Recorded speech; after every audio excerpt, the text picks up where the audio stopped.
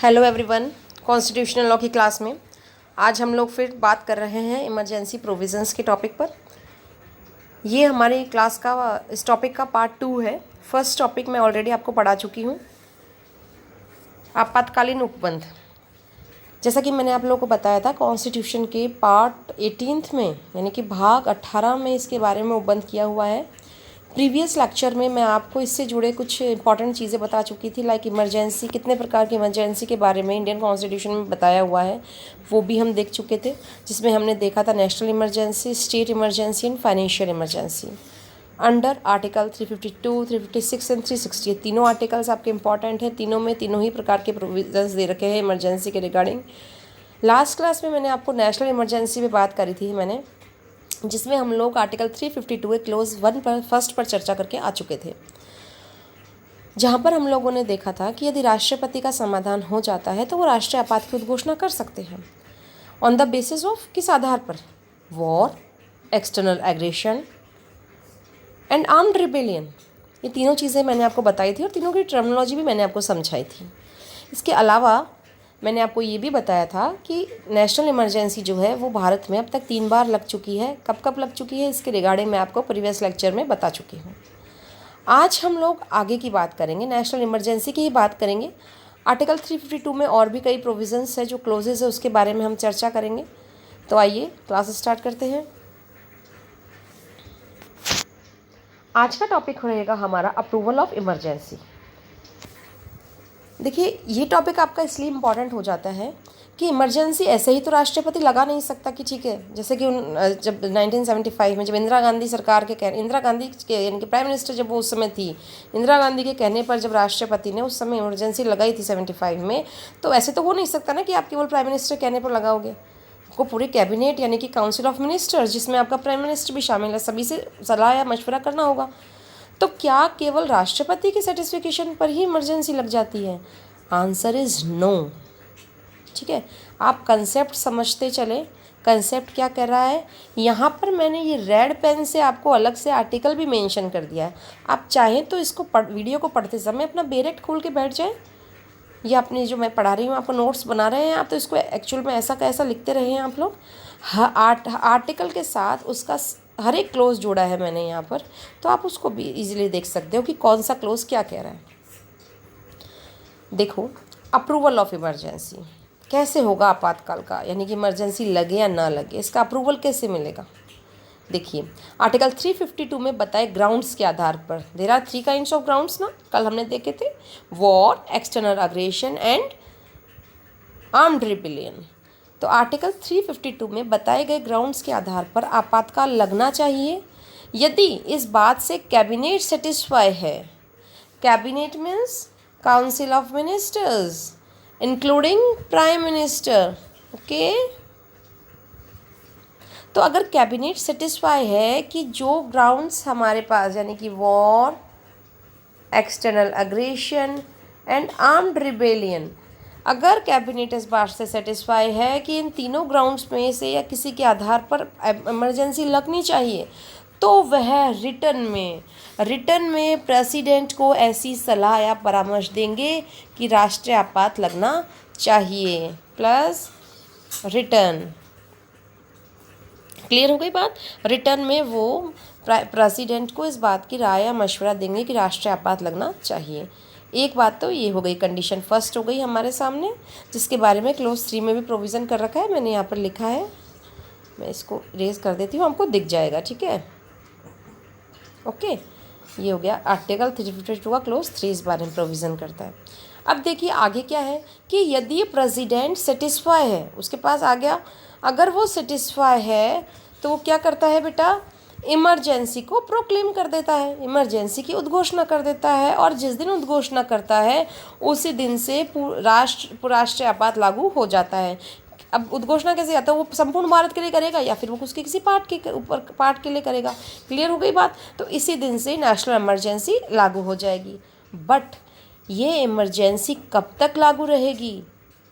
क्या ये निरंतर जारी रहेगी या कितनी अवधि तक, कितने टाइम ड्यूरेशन के लिए ये अप्लाई होगी, इसका निर्णय कौन करेगा? पार्लियामेंट। क्लियर हो गई बात? कौन डिसीजन लेगा इसके बारे में? पार्लियामेंट। तो ध्यान रखिए, जैसे ही रिटर्न में लिख के, कैबिनेट रिटर्न में लिख के प्रेसिडेंट को देगी, देन प्रेसिडेंट सेटिस्फाई होंगे और वो प्रोक्लेमेशन कर देंगे इमरजेंसी का। उसके बाद अब वो इमरजेंसी फर्दर एग्जीक्यूशन में रहेगी या नहीं रहेगी, इस बात के अप्रूवल के लिए किसके पास पावर है? पार्लियामेंट के पास। ठीक है, तो फर्दर अप्रूवल के लिए अब कहाँ चला जाएगा टॉपिक? पार्लियामेंट के पास में। अब ये अप्रूवल पास कैसे होगा? ठीक है, तो बेटा ये अप्रूवल जो है लोकसभा और राज्यसभा दोनों के समक्ष रखा जाएगा। ध्यान रखिए, दोनों के समक्ष रखा जाएगा और दोनों ही सदन इसको पारित करेंगे। किस तरह से? स्पेशल मेजोरिटी से। पार्लियामेंट मीन्स हम पढ़ चुके हैं ऑलरेडी, लोकसभा एंड राज्यसभा, इस पर हम चर्चा करके आ चुके हैं। इट इंक्लूड प्रेसिडेंट ऑल्सो, ये भी हम देख चुके। ठीक है, फिलहाल हम बात कर रहे हैं फर्दर अप्रूवल की। तो फर्दर अप्रूवल के लिए क्या होगा? लोकसभा और राज्यसभा के पास अप्रूवल जाएगा और दोनों ही सदनों में स्पेशल मेजोरिटी से इसको पास किया जाएगा, विशेष बहुमत से इसको पारित किया जाएगा। अब विशेष बहुमत का मतलब मैं ऑलरेडी आप लोगों को बता चुकी हूँ, फिलहाल एक बार और देख लीजिए आप लोग। Special majority means 50% of the total strength of the house, यानी कि जो भी आपका सदन है, चाहे वो लोकसभा है या राज्यसभा है, 50% जितनी कुल संख्या है, जितनी टोटल स्ट्रेंथ है, उसका 50% तो चाहिए ही चाहिए। उसके अलावा जो पर्सन्स, जो मेंबर्स प्रेजेंट एंड वोटिंग है, यानी कि जो उपस्थित और मत देने वाले सदस्य हैं, उनमें से 2/3 मेंबर्स का अप्रूवल भी चाहिए होगा, तभी इमरजेंसी आगे जारी रहेगी। तो यहाँ पर ये स्पेशल मेजोरिटी की कंडीशन फुलफिल होना आवश्यक हो गई। समझ में आ गई आप लोग को बात? I will repeat again. Firstly cabinet जो होगी वो रिटर्न में देगी किसको? प्रेसिडेंट को। देन व्हेन प्रेसिडेंट वो सेटिस्फाइड, देन वो क्या करेगा? Proclamation of emergency. इसके बाद अब इमरजेंसी फ्यूचर में कब तक एग्जीक्यूट रहेगी या नहीं रहेगी, चालू रहेगी या नहीं रहेगी, इसके फर्दर अप्रूवल के लिए कहाँ जाएगा?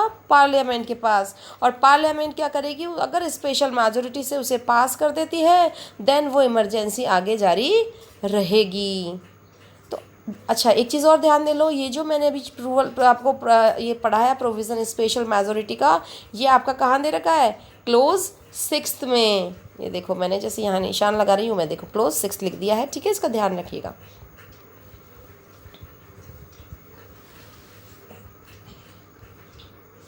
देन एक इम्पॉर्टेंट बात, पार्लियामेंट, देखिए फिर हम बात करते हैं क्लोज 5 के बारे में। अच्छा, पार्लियामेंट से तो अप्रूवल मिल गया बच्चों, अब ये जो इमरजेंसी होगी वो कब तक लागू होगी?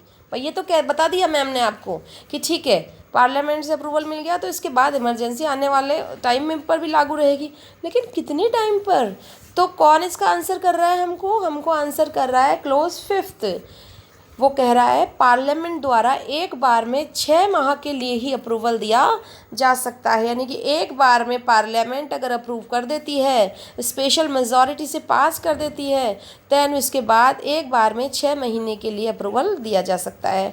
पुनः आगे बढ़ाना है, अगर मान लीजिए अब जैसे 6 महीने हो गए, जैसे फॉर एग्जाम्पल मान लीजिए 1 जनवरी को अप्रूवल मिला हमें, तो 1 जनवरी से लेकर वो आपके जनवरी जून 30 जून तक वो आपका रहेगा। अब मान लीजिए हमें आगे और बढ़ाना है, जुलाई में भी बढ़ाना है हमको उसको, इमरजेंसी को, तो दोबारा क्या होगा? वापस वही प्रोसेस हमको अपनाना होगा, स्पेशल मेजोरिटी वाला। वापस लोकसभा राज्यसभा की स्पेशल मेजोरिटी चाहिए होगी। क्लियर? ओके। अच्छा, एक और इम्पॉर्टेंट बात यहाँ पर यह है कि यदि मान लीजिए दोबारा हम एक बार अप्रूवल मिल गया दोनों हाउसेस से, और सेकंड टाइम अगर एक ही हाउस ने अप्रूवल किया, दूसरे ने अप्रूवल नहीं किया, या फिर दोनों ही सदनों ने अभी तक कोई जवाब नहीं दिया, अप्रूवल किया ही नहीं उन दोनों ने, तो ऐसी इमरजेंसी केवल और केवल 1 महीने के लिए रहेगी। इट मीन्स जैसे ही 1 महीने की समाप्ति होगी उसके बाद वो इमरजेंसी प्रवर्तन में नहीं रहेगी। आप इसे 30 दिन लिखा हो, आप इसे 30 दिन भी कह लीजिए। ठीक है, तो 30 दिन के बाद वो इमरजेंसी जो है वो अपने आप ही स्वतः ही समाप्त हो जाएगी, अगर अप्रूवल नहीं मिलता या फिर एक हाउस का अप्रूवल मिलता है तो दोबारा से। क्लियर हो गई बात? अब ये प्रोविज़न कहाँ कर रखा है बेटा जी? ये प्रोविज़न कर रखा है क्लोज 4 में। ओके। अब एक और इम्पॉर्टेंट बात मैं आपको बता दूं, ध्यान रखिए, बिफोर 44th कॉन्स्टिट्यूशन अमेंडमेंट, यानी कि जब भारतीय संविधान का जो 44वां संवैधानिक संशोधन है उससे पहले तक ये स्पेशल मेजोरिटी वाली कंडीशन नहीं थी, कंडीशन थी सिंपल मेजोरिटी की।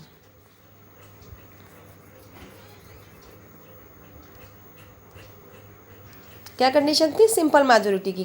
Condition of special majority was inserted by 44th constitutional amendment act 1978। Before this simple majority was there. Okay, पहले साधारण बहुमत से ही काम हो जाया करता था ऐसा, लेकिन अब 44वें संविधान संशोधन जब से हुआ 1978, उसके बाद स्पेशल मेजोरिटी ने से ये काम होने लगा, ये अप्रूवल मिलने लगा। Clear? Then we discuss about revocation of emergency. हम पढ़कर आ चुके हैं कि आपातकाल की उद्घोषणा है उसको अप्रूवल कैसे होगा, कैसे वो आगे जारी रहेगी। अब हम पढ़ रहे हैं आपातकाल को वापस लिया जाना, उसको कैसे रिवोक किया जा सकता है। क्लियर? तो अब देखिए आर्टिकल 352 का क्लोज 2 ये बात कहता है कि राष्ट्रीय आपात की उद्घोषणा को राष्ट्रपति द्वारा पश्चातवर्ती यानी कि बाद की फर्दर प्रोक्लेमेशन ना, पश्चातवर्ती उद्घोषणा करके वापस लिया जा सकता है, या किसी प्रकार का वेरिएशन अगर चेंजेस किया जाना है तो वो चेंजेस भी उसमें किया जा सकता है। देखो 352 का क्लोज 2 तो क्या कह रहा है? फर्दर प्रोक्लेमेशन की बात कर रहा है कि प्रेसिडेंट जो है वो फर्दर प्रोक्लेमेशन के द्वारा इमरजेंसी को रिवोक कर सकते हैं। क्लियर हो गई बात? कौन कह रहा है? क्लोज 2 कह रहा है बच्चों। ठीक है, फिर अब इसके साथ ही क्लोज 7 एक और बात कह रहा है आपको।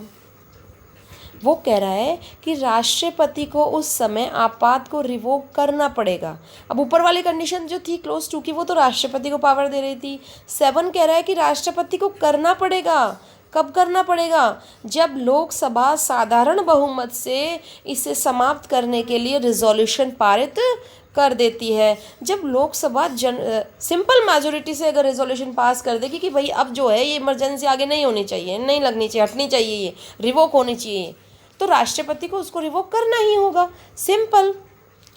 नेक्स्ट 352 क्लोज 8 लोकसभा द्वारा उद्घोषणा की समाप्ति का संकल्प पारित करने के लिए प्रक्रिया, यानी कि जो आपको यहाँ पर ये आपको जो क्लोज 7 दे रखा है बच्चों, इसकी प्रोसीजर कहाँ दे रखी है? क्लोज 8 में। ये कह रहा है कि लोकसभा जो उद्घोषणा की समाप्ति का जो संकल्प पारित करेगी, जो रिजोल्यूशन पारित करेगी, वो रिजोल्यूशन पास करने की प्रोसीजर क्या होगी? तो यहाँ पर क्लोज 8 कह रहा है कि यदि लोकसभा की कुल सदस्य संख्या के 1/10 मेंबर्स द्वारा रिटर्न नोटिस उद्घोषणा की समाप्ति के आशय का संकल्प देखिए स्पीकर को या फिर प्रेसिडेंट को दे दिया जाए, तो क्या कह रहा है? यदि लोकसभा के टोटल नंबर ऑफ मेंबर्स जो हैं उनके 1/3 मेंबर्स रिटर्न में लिखकर अगर सदन सत्र में है तो स्पीकर को देंगे, अगर सदन सत्र में नहीं है तो प्रेसिडेंट को देंगे अपने इस आशय का संकल्प कि भैया हम जो है वो ये चाहते हैं कि इमरजेंसी रिवोक हो जानी चाहिए। तो ऐसे रिटर्न में देने के बाद उस पर विचार करने के लिए राष्ट्रपति या स्पीकर जिसको भी देंगे ना, मैंने अभी बताया आपको, राष्ट्रपति या स्पीकर को 14 दिनों के भीतर सदन का विशेष सत्र बुलाना होगा, स्पेशल सेशन होगा और उसमें डिसाइड होगा कि इसका रिवोकेशन लेना, मतलब उसमें रिवोक उसको कर लिया जाएगा। ठीक है, क्लियर हो गई बात? तो इस तरह से हमने आज की क्लास में 2 इम्पॉर्टेंट बातें देखी है। क्या? फर्स्ट ऑफ ऑल हमने देखा है approval of emergency and second हमने देखा है रिवोकेशन ऑफ इमरजेंसी। ये दोनों ही टॉपिक आपके काफ़ी इंपॉर्टेंट थे। अगली क्लास में हम इमरजेंसी के और टॉपिक्स लेकर बात करेंगे कि फंडामेंटल राइट्स का क्या स्टेटस है, इमरजेंसी के दौरान उनका क्या स्टेटस है, वो रहेंगे या नहीं रहेंगे या निलंबित होंगे, कौन कौन से ऐसे फंडामेंटल राइट्स हैं जो निलंबित होंगे, 44th कॉन्स्टिट्यूशनल अमेंडमेंट के बाद वाली कंडीशंस, इन सभी पर हम चर्चा करेंगे अपने नेक्स्ट वीडियो में। तब तक thank you all of you, bye bye.